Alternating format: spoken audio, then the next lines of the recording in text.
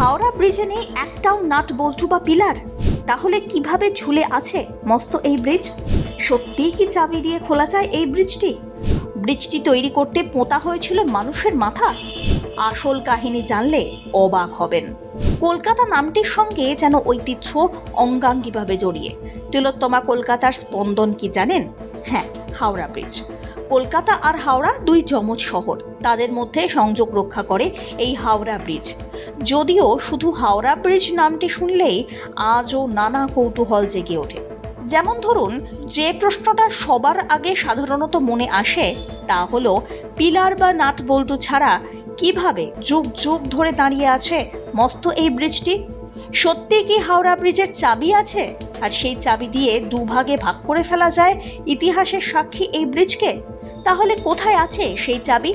সত্যি কি হাওড়া ব্রিজ নির্মাণ করতে গিয়ে হুগলি নদীর দুই তীরে পোতা হয়েছিল মানুষের কঙ্কাল? প্রশ্নগুলি ঘুরপাক খেলেও এর উত্তর হয়তো সঠিকভাবে জানা নেই অধিকাংশ মানুষের। তাই আসুন, কলকাতার গর্ব এই হাওড়া ব্রিজ নিয়ে জেনে নেওয়া যাক সেই সমস্ত অজানা তথ্য। সেতু একটা ছিলই, কিন্তু সেটা ছিল পন্টুন ব্রিজ বা ভাসমান সেতু। নিচে নৌকো, তার উপরে পাটাতন, মাঝ বরাবর খুলে দেওয়ার ব্যবস্থা। লম্বায় 1528 ফুট এবং চওড়ায় 48 ফুট। দুপাশে 7 ফুট ফুটপাত। জাহাজ, স্টিমার চলাচলের জন্য সেতুর মাঝখানে 200 ফুট খুলে দেওয়া হতো। মানে স্টিমার এলেই সেতু বন্ধ, থমকে যেত যান চলাচল। ভোঁ ভোঁ শব্দ করে স্টিমার পেরিয়ে যাবে, তারপর আবার খুলবে সেতু। ঠিক যেন রেলগেটে ট্রেন পেরোনোর মতন অবস্থা। পুরনো হাওড়া ব্রিজের নকশা বানিয়েছিলেন স্যার ব্র্যাডফোর্ড লেসলি। 19 শতকের শেষ পর্বেই নতুন একটি সেতুর কথাও ভাবা হচ্ছিল। দীর্ঘ পরিকল্পনা আর জল ঘোলার পর 1943 সালের 3রা ফেব্রুয়ারি নদী পেরিয়ে যাতায়াতের সুবিধার্থে নির্মাণ করা হয়েছিল হাওড়া ব্রিজ। তখন দেশ জুড়ে চলছে ব্রিটিশ শাসন। কয়েক বছর ধরে দেশের শাসন করার দৌলতে এই দেশের বুকে এখনও রয়ে গিয়েছে ব্রিটিশ শক্তির নির্মিত নানা স্থাপত্য। এরই মধ্যে অন্যতম হচ্ছে এই হাওড়া ব্রিজ। দেশ ছাড়িয়ে বিদেশেও একইভাবে পরিচিত এই ব্রিজ। তবে প্রত্যেক দিন লক্ষ লক্ষ যানবাহন এবং পথচারী ভার বহনকারী এই ঝুলন্ত সেতুর ইতিহাস আজও আমাদের প্রত্যেককে অবাক করে। সেই সঙ্গে কলকাতাবাসী এই হাওড়া ব্রিজ নিয়ে গর্বিত। ভারত এবং এশিয়ার প্রথম নোবেলজয়ী বাঙালি কবি রবীন্দ্রনাথ ঠাকুরের নামকরণে এই ব্রিজের নাম রাখা হয় রবীন্দ্র সেতু। এই ব্রিজকে গ্র্যান্ড ওল্ড লেডি অফ কলকাতার গেটওয়ে নামেও ডাকা হয়। ব্রিজের দৈর্ঘ্য 705 মিটার, প্রস্থ 21 মিটারের বেশি, উচ্চতা প্রায় 82 মিটার। প্রায় 6 বছর ধরে চলেছিল ব্রিজের নির্মাণ কাজ। 1936 সালে শুরু হয় কাজ, শেষ হয় 1942 সালে।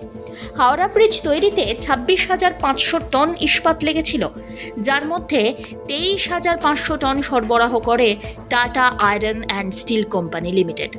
হাওড়া ব্রিজই সম্ভবত প্রথম মেক ইন ইন্ডিয়া প্রকল্প, যার কাঁচামালের সবটাই প্রায় ভারত থেকেই আমদানি। সালটা 1855 বা 56 হবে।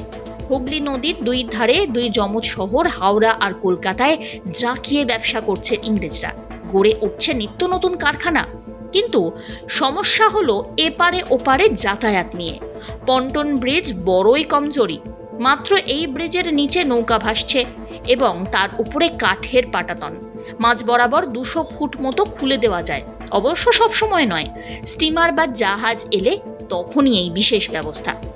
এদিকে ব্রিজ খুলে জাহাজ বা স্টিমার যেতে দিলে বাঁধে আর এক সমস্যা। ব্রিজ বন্ধের ফলে রাস্তায় যানজট। তাই নতুন রকমের ব্রিজ তৈরির পরিকল্পনা শুরু হলো। 1921 সালের শেষ দিকে ইংরেজ সরকার স্যার রাজেন্দ্রনাথ মুখোপাধ্যায়কে চেয়ারম্যান করে এক কমিটি গঠন করেন। সেই কমিটি বহির্বাহু সেতু বা ক্যান্টিলিভার ব্রিজ অনুমোদন করে, কারণ এই ধরনের ব্রিজ হলে নিচ দিয়ে অনায়াসে স্টিমার জাহাজ চলাচল করতে পারবে, আবার উপর দিয়ে যাতায়াতও সম্ভব। 1926 সালে পাশ হলো নিউ হাওড়া ব্রিজ অ্যাক্ট। তৈরি হলো হাওড়া ব্রিজ। ব্রিজের সারা শরীরে কোথাও নাট বল্টুর ব্যবহার করা হয়নি, এমনকি নেই একটাও পিলার। ঝুলন্ত এই সেতু 1943 সালের 3রা ফেব্রুয়ারি জনসাধারণের জন্য খুলে দেওয়া হয়। তবে কোনো রকম উদ্বোধন ছাড়াই চালু করে দেওয়া হয় এই ব্রিজ। 1965 সালে ব্রিজের নতুন নামকরণ করা হয় রবীন্দ্র সেতু নামে। অনেকেই মনে করেন হাওড়া ব্রিজ নির্মাণের সময় নাকি নদীর তীরে পোতা হয়েছিল অসংখ্য মানুষের মাথা। আসলে এসব একেবারে আজগুবি কথা। প্রযুক্তির ওপরে নির্ভর করে সম্পূর্ণভাবে তৈরি হয়েছে এই ব্রিজ, আর এই ব্রিজ দিয়ে কোনো চাবিও খোলা যায় না। এই বিষয়টি আরও কাল্পনিক। Bureau report 3NI news Bangla.